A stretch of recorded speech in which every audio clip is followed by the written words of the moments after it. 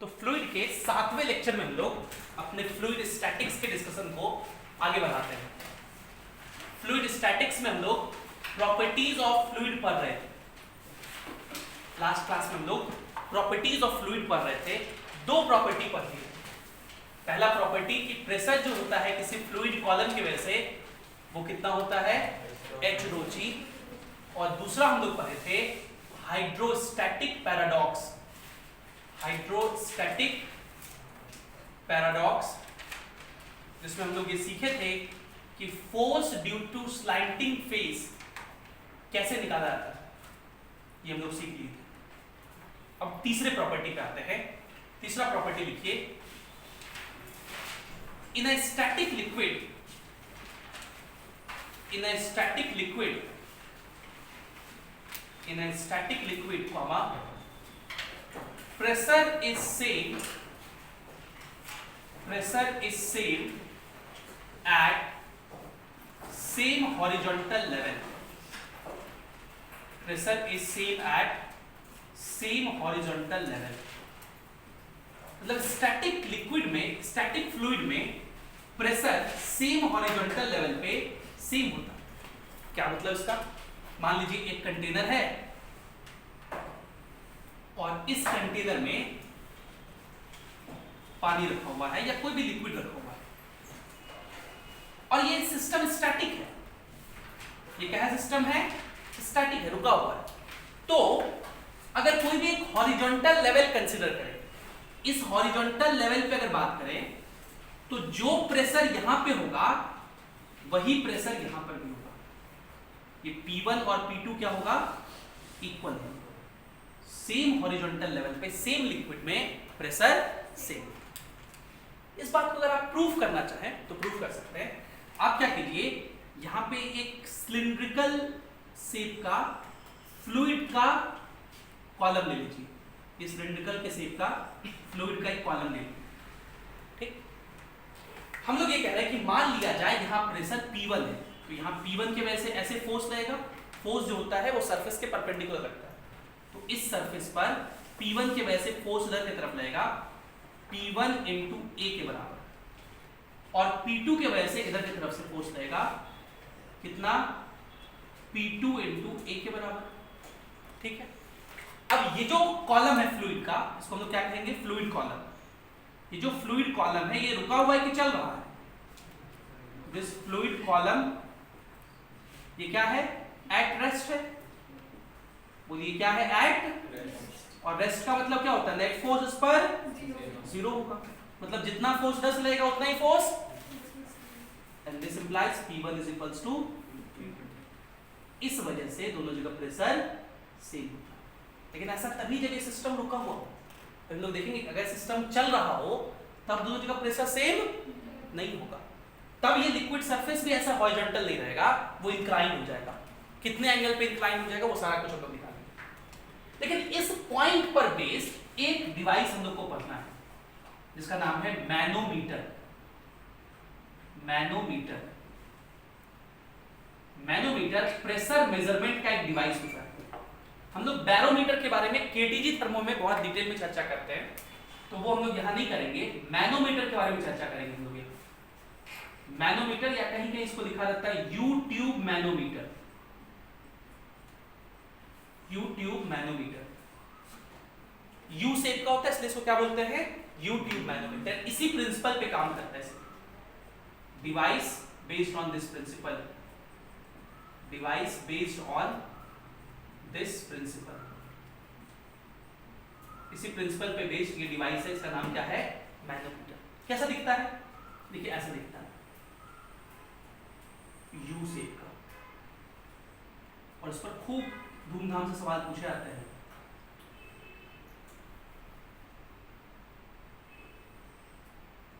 ऐसा देखिए डिवाइस, ठीक है, यू शेप का एक ट्यूब है। मान लीजिए इसमें ये एक पर्टिकुलर लिक्विड का से भरा हुआ है, मान लीजिए Hg से भरा हुआ है, ऐसे यहां तक, ये ऐसा डिफरेंस है। और इधर साइड ये अलग लिक्विड भरा हुआ है, मान लीजिए ये कोई ऑयल है, ये जो रेड से मैंने दिखाया क्या है, कोई ऑयल है जिसका डेंसिटी जो है वो मान लीजिए 0.9 ग्राम पर सेंटीमीटर क्यूब। कितना है? 0.9 ग्राम पर सेंटीमीटर क्यूब। और ये जो हाइट है, ये हाइट मान लिया जाए 10 सेंटीमीटर। कितना है? 10 सेंटीमीटर। और आपसे ये पूछा जा रहा है, हम लोग ये हॉरिजॉन्टल लेवल ऐसे ले, तो आपसे ये पूछा जा रहा है कि बताइए ये हाइट कितना होगा, ये हाइट कितना होगा अगर ये जो लिक्विड है, ये लिक्विड वाटर है, और वाटर का डेंसिटी हम लोग कितना लेते हैं? 1 ग्राम पर सेंटीमीटर। 1 ग्राम पर, आपसे ये हाइट पूछा जाएगा। अब देखिए, ये मैनोमीटर का मैंने एग्जांपल लिया, ऐसे कुछ भी हो सकता है, किधर किधर दिया जा सकता है। तो आप क्या करेंगे, आप सेम हॉरिजॉन्टल लेवल लेंगे, और सेम हॉरिजॉन्टल लेवल जो लेंगे वो सेम ही लिक्विड में लेंगे। हम लोग क्या पढ़ रहे हैं? स्टैटिक लिक्विड में प्रेशर सेम होता है, सेम हॉरिजॉन्टल लेवल पे। तो वो सेम हॉरिजॉन्टल लेवल हम लोग कहां लें? क्या ये सेम हॉरिजॉन्टल लेवल ले सकते हैं? ये जो हॉरिजॉन्टल लेवल लिए हैं, क्या इसको लिया जा सकता है? इस पर प्रेशर सेम होगा? कहेंगे हाँ बिल्कुल होगा। ये जो सेम हॉरिजॉन्टल लेवल है, ये सेम लिक्विड में है। देखिए इस पॉइंट से इस पॉइंट तक आप एक ही लिक्विड के थ्रू पहुंच सकते हैं। देखिए यहां से चलिए, पहुंच सकते हैं कि नहीं पहुंच सकते? यहां से यहां तक एक ही लिक्विड के थ्रू पहुंच सकते हैं कि नहीं पहुंच सकते? पहुंच सकते हैं। कोई चाहे आप में से ऐसे ले ले तो वो भी ले सकते, लेकिन फिर वहां से हाइट वगैरह लिखने में दिक्कत होगी। हम लोग को ऑलरेडी एक मिल गया तो वही आंसर होगा। आप में से किसी का मन हो सर हम यहां से सेम हॉरिजॉन्टल लेवल लेंगे, तो नहीं ले सकते, क्योंकि फिर यहां से चलेंगे तो रेड वाले लिक्विड में चलना होगा, फिर ब्लू वाले में, फिर यहां पहुंचेंगे, तो अलग अलग लिक्विड से पहुंचना पड़ेगा। सेम हॉरिजॉन्टल लेवल सेम ही लिक्विड में लेना है, तभी प्रेशर क्या होगा? सेम होगा। मतलब इस पॉइंट पर जितना प्रेशर होगा, इस पॉइंट पर भी प्रेशर उतना ही होगा। इस पॉइंट पे जितना प्रेशर होगा, इस पॉइंट पर भी उतना ही प्रेशर होगा। तो भाई इस पॉइंट पे कितना प्रेशर होगा, तो ये हम लोग निकाल सकते हैं। यहां पर एटमॉस्फेयर आके प्रेशर लगा रहा होगा PA, बोलो। और हम लोग सीखे हैं कि H हाइट के वजह से प्रेशर कितना होता है? H rho G। जैसे जैसे नीचे जाएंगे प्रेशर बढ़ेगा, तो यहाँ पे प्रेशर अगर P1 लिखें तो ये P1 का वैल्यू लिखेंगे, भाई यहाँ का प्रेशर है PA plus H rho G। H का वैल्यू 10 हम सेंटीमीटर में लिख रहे हैं, इंटू रो का वैल्यू 0.9 इंटू G। ठीक, यूनिट का ध्यान रखना है, जो यूनिट इधर लिखे हैं वही यूनिट वहां पे लिखेंगे। इस पॉइंट पे प्रेशर लिखेंगे तो क्या लिखेंगे? P2। और वो कितना लिखेंगे? देखिए यहां पे प्रेशर लगा रहा होगा एटमॉस्फेयर के कांटेक्ट में, तो PA plus H rho G। ये हाइट कितना हो गया? H, density 1 into G। और ये दोनों प्रेशर बराबर होगा। ये दोनों प्रेशर क्यों बराबर होगा? क्योंकि सेम ही हॉरिजॉन्टल लेवल पे है। और ये जो बराबर लिखे, इसी को हम लोग मैनोमेट्रिक इक्वेशन कहते हैं। क्या कहते हैं इसी को हम लोग? कहां लिखे? कोई बात नहीं, अब इसको सॉल्व कर देंगे। PA PA कट जाएगा, PA PA कट जाएगा, फिर ये बचेगा, तो G G भी कट जाएगा, तो क्या बचेगा? खाली H, और इधर क्या बचेगा? 0.9 इंटू 10 कितना हो जाएगा? 9 सेंटीमीटर। इस तरह से हाइट वगैरह निकालने पूछा जाता है। ये मैंने एग्जांपल आपको बताया मैनोमीटर के ऊपर। और ये जो इक्वेशन हम लोग लिखे, इस इक्वेशन को हम लोग बोलते हैं मैनोमेट्रिक इक्वेशन। तो अगर आपसे मैनोमेट्रिक इक्वेशन लिखने कहेगा तो लिख देंगे आप? पक्का? कोई भी ऐसा सवाल देगा तो पूछ देंगे, खूब पूछे जाते हैं जेईई मेंस और नीट वगैरह में ऐसे सवाल। पक्का? एक ऐसा सवाल दे आप लोग को, देखिए एक सवाल करिए ऐसा, ये लिखिए पहले और फिर ये सवाल करके दिखाइए मुझे।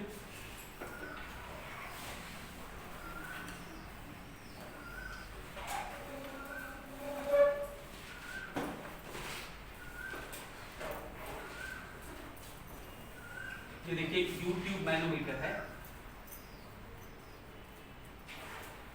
इसमें ये जो लिक्विड है ये Hg है, ये ब्लू वाला लिक्विड कौन सा है? Hg। और Hg का डेंसिटी आपको याद रखना है 13.6 ग्राम पर सेंटीमीटर क्यूब होता है। और यहां पर एक ग्रीन कलर का लिक्विड है,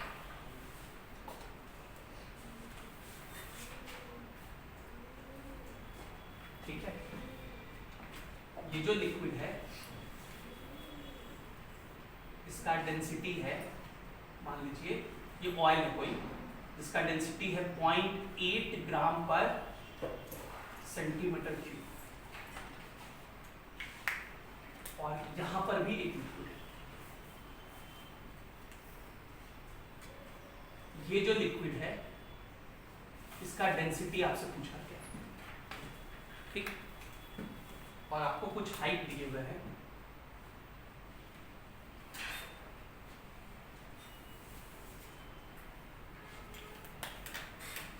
ये जो हाइट है ये 10 सेंटीमीटर है, ये जो हाइट है ये 12 सेंटीमीटर है, और ये जो हाइट है वो 2 सेंटीमीटर है। अब मैंने डेटा अपने मन से लिख दिया है तो थोड़ा इधर उधर हो सकता है आंसर में, पॉजिटिव नेगेटिव फिर हो जाएगा, तो हालांकि होना तो नहीं चाहिए लेकिन हो सकता है इधर उधर थोड़ा आंसर में। खैर चलिए ट्राई करिए इसको।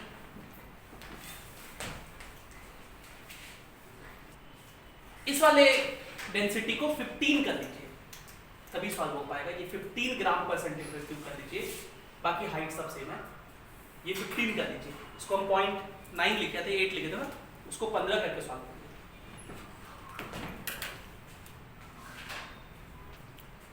तो अगर इसमें बात करें हम लोग कि कहां पे सेम हॉरिजॉन्टल लेवल लेंगे, तो देखिए यहां पर भी ये लेवल है, क्या इसको ले सकते हैं हॉरिजॉन्टल लेवल? बिल्कुल ले सकते हैं। इस पॉइंट से इस पॉइंट तक हम लोग इस लिक्विड के थ्रू तो पहुंच ही सकते हैं, तो वो लेवल सेम लिक्विड में, तो इसको लिया जा सकता है। अगर यहां से ड्रॉ करें तो क्या ले सकते हैं? नहीं लेंगे क्योंकि दोनों अलग अलग लिक्विड हो जाएगा, तो और कोई ऑप्शन नहीं है। ये दो लेवल ले लीजिए, इन दोनों पॉइंट पे प्रेशर सेम लिख दीजिए। यहां प्रेशर जितना होगा यहां भी प्रेशर उतना ही होगा, लिख दीजिए। भाई यहां प्रेशर कौन लगाएगा? तो पहले तो एटमॉस्फेरिक प्रेशर यहां पे लगेगा पीए, एच हाइट नीचे आने से प्रेशर कितना हो जाएगा? पीए प्लस ये हाइट हो गया 10 सेंटीमीटर में लिख रहा है, देखिए हाइट सब जगह सेंटीमीटर में लिखना पड़ेगा। डेंसिटी 15 ग्राम पर सेंटीमीटर में, एच रो जी, ठीक है। ये यहां का प्रेशर हो गया Pa प्लस एच रो जी। अब यहां का प्रेशर कितना लिखेंगे? देखिए पहले तो यहां से चलिए, ये प्रेशर हो गया Pa एटमॉस्फेरिक प्रेशर, फिर इस हाइट की वजह से प्रेशर, तो Pa प्लस इस हाइट की वजह से इसका हाइट है 2, डेंसिटी है रो इनटू जी, फिर प्लस इस हाइट की वजह से प्रेशर 12 इनटू डेंसिटी है 13.6 इनटू जी। वही देखिए Pa तो सबसे पहले कट गया दोनों साइड से, G भी सब जगह से निपट गया, ये हो गया 150 इज इक्वल्स टू, यहां बचा 2 रो प्लस 12 इंटू 13.6, तो बचा के 72 के 2 हाथ में रहा 7, 12 या 36 और 7 43 का 3 कैरी 4, इतना ही आ रहा है क्या? तो अभी भी ये 15 लेकर नहीं बनेगा, इसको आप ले लीजिए 17, ये 17 हो गया, ये हो जाएगा 170, ठीक है, क्योंकि ये तो माइनस में आया था ना फिर, तो इसको इधर भेज दीजिए। तो 170 माइनस ये कितना हो जाएगा? 6.8 by 2 is equals to row.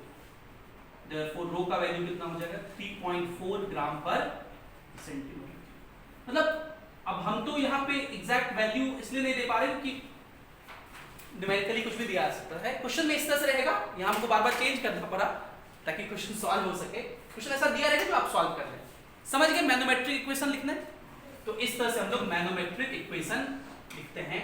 I hope आपको ये क्लियर हो गया होगा। और ये मैनोमीटर जो है किस बात पर बेस्ड है? कि सेम हॉरिजॉन्टल लेवल पे प्रेशर सेम लिक्विड में सेम होता है। चौथा प्रॉपर्टी ये है कि क्या होगा अगर वो लिक्विड एक्सलेट करता हो। तो पिछला जो केस लिखे थे उसको बोलते हैं नॉन एक्सलेटिंग लिक्विड। अब हम कहेंगे इन एक्सलेटिंग लिक्विड, चौथा प्रॉपर्टी लिखेंगे in accelerating liquid comma the level of liquid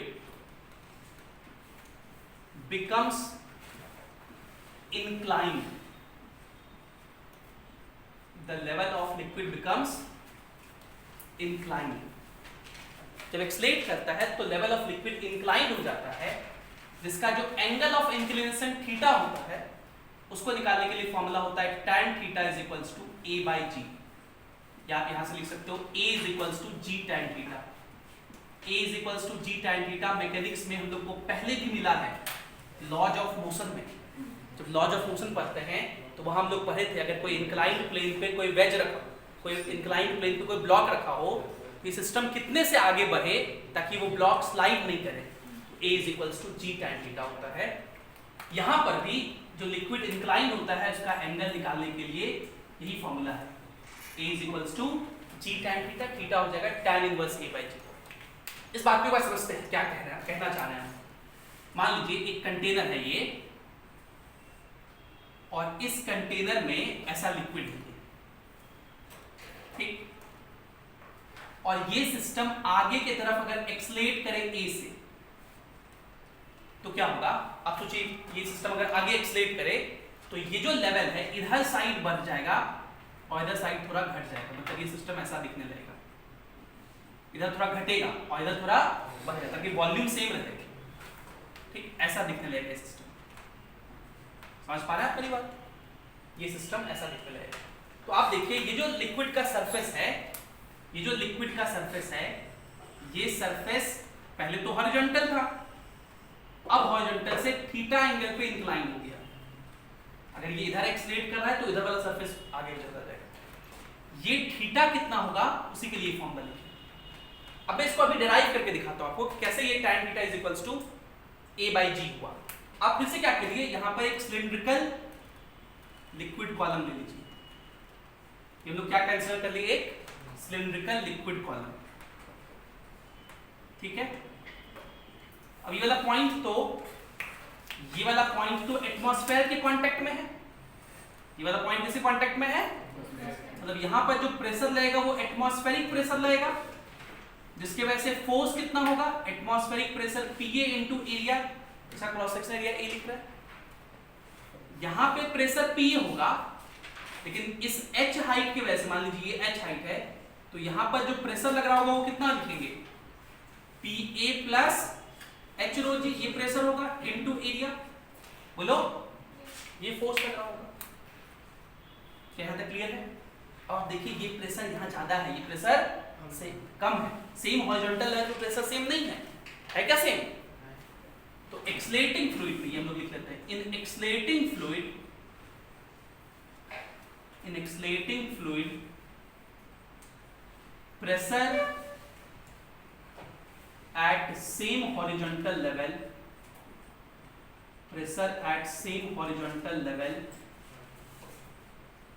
is not same नहीं होता, अलग अलग है दोनों जगह प्रेशर। तो अगर हम लोग इस फ्लूइड के लिए इक्वेशन लिखें, तो भाई ये एक्सलेट कर रहा है इधर की तरफ, तो इधर की तरफ नेट फोर्स क्या लिखोगे, दिस फोर्स, ये के डायरेक्शन में है, माइनस ये, तो फोर्स क्या लिखेंगे, Pa plus h rho g into A minus Pa into A, ये हो गया फोर्स। और फोर्स इक्वल्स टू क्या होता है, मास इंटू एक्सेलरेशन। इतने पार्ट का मास कैसे लिखेंगे, तो मास होता है वॉल्यूम इंटू डेंसिटी। इतने पार्ट का वॉल्यूम कैसे लिखेंगे, तो ये लेंथ मान लेते हैं L, ये लेंथ कितना मान लिए L, तो इतने पार्ट का वॉल्यूम कितना लिखेंगे, A इंटू L, ये हो गया volume into density. Volume into density क्या हो गया, मास इंटू एक्सेलरेशन। समझ पाए आप लोग? अब देखिए दोनों साइड से A तो सब जगह है, तो A पहले तो कॉमन लेके कट गया। यहां क्या लिखा हुआ है, Pa प्लस h रो जी माइनस Pa, तो Pa खत्म। तो अगले स्टेप में क्या बचा मेरे पास, यहां बचा h रो जी, और तो कुछ बचा नहीं, और यहां क्या बचा, L रो A। तो आप देखिए रो भी दोनों साइड से कट जाएगा। इस L को इधर भेज दीजिए और G को इधर भेज दीजिए, तो क्या बचेगा, h by L is equals to A by G। और बचपन में आप पढ़े होंगे h बाई L को, ये थीटा है, ये परपेंडिकुलर, ये बेस, h बाई L को ही क्या कहते हैं, tan थीटा। तो ये प्रूफ हो गया। देखिए अब आगे से इसको याद रखना है, रिमेंबर एज अ फॉर्मूला, क्योंकि इस पे क्वेश्चन बनेंगे बहुत सारे, तो इसे एज ए फॉर्मूला हम लोग को याद रखना है, क्योंकि इस पर बहुत सारे क्वेश्चन बनेंगे। और अभी हम कुछ क्वेश्चन करके आपको दिखाएंगे भी कि कैसे कैसे क्वेश्चन इस पर पूछे जा सकते हैं। इसको लिखिए पहले।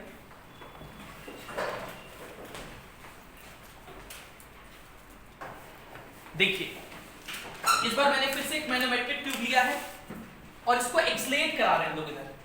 जैसे ही एक्सलेट कराएंगे तो लेवल का डिफरेंस हो जाएगा। इधर लेवल, ये जो हाइट है 3b है, ये b है। आपसे पूछा गया कि कितने से एक्सलेट कर रहा है, ये बताइए। हम लोग क्या करेंगे, हम लोग अभी भी सीखे कि ये जो लेवल होता है इनको मिलाने से, ये इनको मिला दिए, इसका हॉरिजॉन्टल से जो एंगल बनता है उसको हम लोग क्या कहते हैं, थीटा। हम लोग सीखे कि tan थीटा क्या होता है, a/g। tan थीटा क्या होता है, a/g। तो इस ट्रायंगल से हम लोग tan थीटा लिख सकते हैं। देखिए ये लेंथ कितना होगा, तो भाई पूरा लेंथ 3b है, ये b है, तो ये लेंथ कितना हो जाएगा 2b। तो tan थीटा क्या हो जाएगा, this length by this length, 2b/4b is equals to a/g। कट के 2 हो जाएगा, देयरफॉर a का वैल्यू कितना हो जाएगा, g/2, मतलब 5 मीटर पर सेकंड स्क्वायर। अगर g का वैल्यू 10 लेते हैं तो, नहीं तो 4.9। ऐसा ही देखिए एक इंक्लाइंड ट्यूब मैंने ले लिया है, इस सबको मैनोमीटर कहते हैं। सबको क्या बोलते हैं, मैनोमीटर, मतलब ट्यूब कोई भी ऐसे तरह का एल शेप्ड का है। इसको एल शेप्ड मैनोमीटर भी कहा जा सकता है। क्या कहा जा सकता है, एल शेप्ड मैनोमीटर। तो सबसे डरना नहीं है, एल शेप का इसलिए L shaped manometer, U shape का इसलिए यू शेप्ड मैनोमीटर कहते हैं। और ये सिस्टम इधर एक्सलेट कर रहा है ए से। बताइए एक्सलेशन कितना होगा, अगर इसमें जो लिक्विड है वो 12 सेंटीमीटर क्या हाइट पे है, इसमें 8 सेंटीमीटर क्या हाइट पे है। इससे वैसे ही करेंगे हम लोग, इसको मिला दीजिए, इस पॉइंट को इससे मिला दीजिए, और हम लोग सीखे कि हॉरिजॉन्टल के साथ कितना एंगल बनता है, थीटा। ध्यान दीजिएगा ये हॉरिजॉन्टल से एंगल होता है। अगर हम लोग ये वाला हाइट निकालना चाहें तो निकाल सकते हैं, ऐसे मिला दीजिए। ये देखिए 8 है, ये पूरा 12 है, तो ये वाला हाइट कितना हो जाएगा, 4 सेंटीमीटर। इसमें कोई किसी को दिक्कत नहीं, ये वाला हाइट हो जाएगा 4 सेंटीमीटर। अगर ये वाला हाइट निकल, ये वाला डिस्टेंस निकल जाए तो आप लोग काम बन जाएगा ना, पक्का। अब गौर से देखिए, अगर मैं इसको ऐसे मिला दूं तो क्या आप लोग कहेंगे कि ये लेंथ 12 सेंटीमीटर है, ये लेंथ कितना है। और अगर आप इस ट्राइंगल को देखें गौर से, तो ये एंगल 45 है, ये एंगल, ये लेंथ पूरा 12 सेंटीमीटर है। तो क्या ये लेंथ हम लोग नहीं निकाल सकते, निकाल सकते हैं। इस ट्राइंगल से इस लेंथ को हम लोग x मान लेते हैं, तो इस ट्राइंगल से क्या लिख देंगे, tan 45 होगा, परपेंडिकुलर हो गया पूरा 12/x। tan 45 1 होता है, तो x का वैल्यू हो जाएगा 12 सेंटीमीटर। अगर 45 डिग्री हो तो जो ये वाला लेंथ होता है परपेंडिकुलर, वही बेस होता है। तो ये लेंथ हो जाएगा 12 सेंटीमीटर। सिमिलरली ये लेंथ नहीं निकाल सकते हम लोग, क्या यहां से बता देंगे इस ट्रायंगल, ये 8 हो गया तो ये लेंथ निकल जाएगा, कितना हो जाएगा 8 ही सेंटीमीटर। इसको लिख दे 12 सेंटीमीटर, बोलिए। तो ये जो पूरा हॉरिजॉन्टल लेंथ है हम लोग का निकल गया, कितना हो गया 20। ये 12 + 8 कितना हो गया 20 सेंटीमीटर। ये लेंथ हो गया 20 सेंटीमीटर। अब यहां से लिख सकते हैं, नहीं लिख सकते हैं, क्या लिखेंगे बताइए आप। A = होता है g tan थीटा, तो A = g × tan थीटा, 4/20, 4/20, तो g/5 या 2 मीटर पर सेकंड। ये आंसर हो जाएगा। इस तरह के सवाल खूब मिलते हैं, ठीक है। एक सवाल और करते हैं हम लोग, वो थोड़ा इससे कठिन है, थोड़ा मुश्किल है, उसमें थोड़ा सा कॉमन सेंस ज्यादा लगाना है, ज्योमेट्री का इस्तेमाल करना है। हालांकि बहुत मुश्किल नहीं है, ऐसा ही है। इसको लिखिए फिर वो सवाल लिखते हैं। अगला सवाल ये है कि ये एक सिलेंडर है और इस सिलेंडर का डायमीटर 3 मीटर है, इसमें कोई लिक्विड है 2 मीटर तक, और इस पॉइंट का नाम B है, इस पॉइंट का नाम A है, फ्रंट वाले पॉइंट का नाम। कह रहा है कि इसको कितने मिनिमम एक्सेलरेशन से एक्सेलरेट करवाएं ताकि A पॉइंट जो है उसका प्रेशर एटमॉस्फेरिक प्रेशर के बराबर हो जाए। एटमॉस्फेरिक प्रेशर के बराबर होने का क्या मतलब कि ये ए पॉइंट एटमॉस्फेयर के कांटेक्ट में हो जाए। तो मिनिमम एक्सेलरेशन के केस में कुछ ऐसा नहीं दिखने देगा डायग्राम। इसको एक्सलेट कराएंगे तो ये हॉरिजॉन्टल लेवल थोड़ी रहेगा। क्या होगा, एक साइड का लेवल बढ़ेगा, दूसरे साइड का लेवल, किधर का लेवल घटेगा, इधर का बढ़ेगा, इधर का घटेगा। तो ऐसा सिचुएशन हो जाएगा किसी समय पे। उसी समय की बात कर रहे हैं, ये पॉइंट एटमॉस्फेयर के कांटेक्ट में आ गया और इसका मतलब इस पॉइंट का प्रेशर एटमॉस्फेरिक प्रेशर के बराबर हो जाएगा। तो ऐसा सिचुएशन उस टाइम देखिए, ये लेंथ तो 3 मीटर होगा, लेकिन ये हाइट कितना होगा ये हमें नहीं पता। ये हाइट कितना होगा ये हम लोग को नहीं पता। इसी समय का एक्सलेशन ए हम लोग को निकालना है, जिसको हम लोग ए मिनिमम कहेंगे। और इस समय ये जो पॉइंट ए है ये किसके कांटेक्ट में आ गया, एटमॉस्फेयर के कांटेक्ट में आ गया, उसका प्रेशर एटमॉस्फेरिक प्रेशर हो जाएगा। इस हॉरिजॉन्टल के साथ जो भी ये एंगल बना रहा होगा सरफेस, इस एंगल को हम लोग थीटा कहेंगे। और ए निकालने के लिए हमें tan theta is equals to a by g लिखना पड़ेगा। ए मिनिमम निकालने के लिए हम लोग क्या लिखेंगे, g tan theta. a is equals to क्या होता है, g tan थीटा। अब tan थीटा निकालना है तो काम बन जाएगा। tan थीटा क्या होगा, h by 3। The only concern is how to find this h। पहले तो आप ये समझिए कि ये जो शेप बन रहा है ये शेप कैसा है। क्या ये शेप आधा कोण है, ये शेप आधा कोण नहीं है। इस बात को समझिएगा, बस यही बात को समझना है। ये शेप आधा कोण नहीं है, ये शेप, ठीक है। कोण कैसा होता है, कोण ऐसा होता